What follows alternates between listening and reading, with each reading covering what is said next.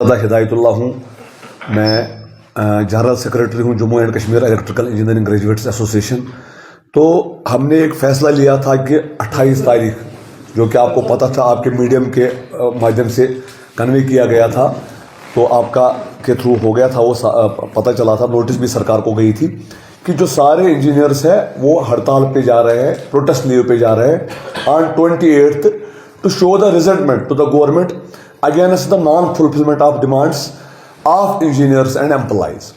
तो उस हवाले से हमने कल हमें सरकार ने बुलाया, मीटिंग ऑनलाइन हो गई।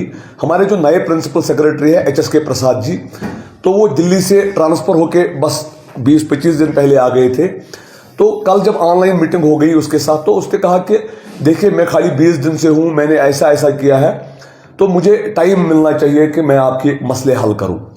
तो एक डेफिनेट टाइम लाइन दे दिया है उन्होंने हमारे मुतालबात पूरे करने की, क्योंकि हमें भी शौक नहीं होता है कि हम प्रोटेस्ट पे जाए फिर फॉल्ट आ जाए, फिर पब्लिक को दुख हो, क्योंकि आपको पता है हम पब्लिक के शाना बशाना हमेशा खड़े रहते हैं। हालांकि ये अभी सिंबॉलिक प्रोटेस्ट था, अभी तो ये बहुत बड़ा प्रोटेस्ट नहीं था, अभी ये कहीं बड़ा प्रोटेस्ट नहीं था, बट समहाउ इफेक्ट होता है। तो in the larger interest he conveyed the message of chief secretary and himself that please give us some time so that we resolve your issues.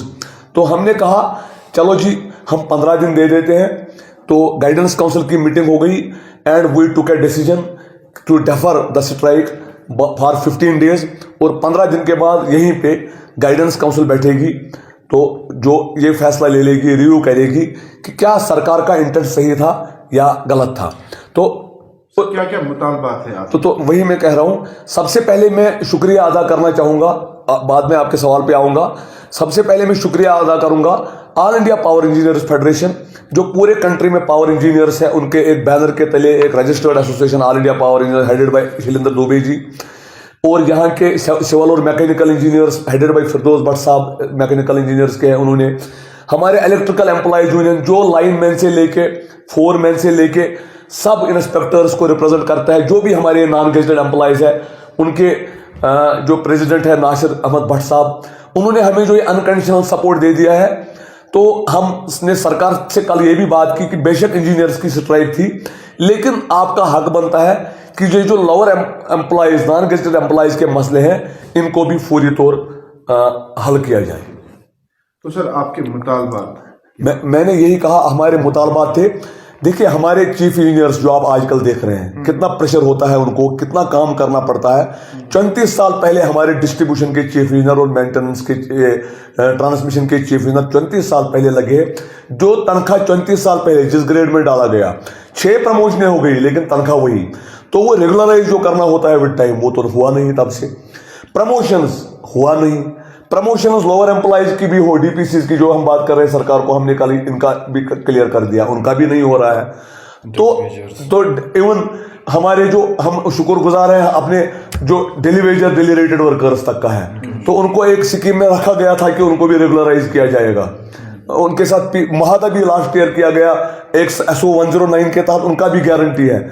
तो ठीक है, हम इंजीनियर्स हड़ताल पे गए हैं, लेकिन इंजीनियर्स और एम्प्लॉयज मिलके एक स्ट्रॉन्ग सिस्टम बनता है, ये आपको भी पता है। और हम कैसे कश्मीर में, it can't be compared to Mumbai and Pune and all those cities, we have stood the test of the time. और हम ये सरकार से अपील करेंगे, आवाम को भी आपके थ्रू मैसेज देना चाहेंगे कि इस विंटर में आप इससे अच्छा पावर देखोगे जो आप पहले देखते थे। लेकिन जो हमारे साथ जुल्म हो रहा है रिगार्डिंग आवर HR इश्यूज, इस पे भी आवाम को हमारे लिए हमदर्दी होनी चाहिए। सर ये बताएगा कि जो आपने सरकार को 15 दिन का टाइम दिया है कि आप स्ट्राइक पे जाना चाहते थे, उसके बाद आपने कहा कि हमने सरकार को 15 दिन टाइम, आपको लग रहा है कि आपका जो मसला ये हल होगा?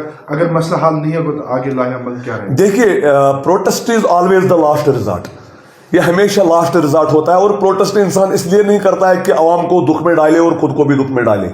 ये इंसान जब एक थ्रेशोल्ड होता है, जब वो क्रॉस हो जाता है, तो तब इंसान इन चीजों पे आ जाता है।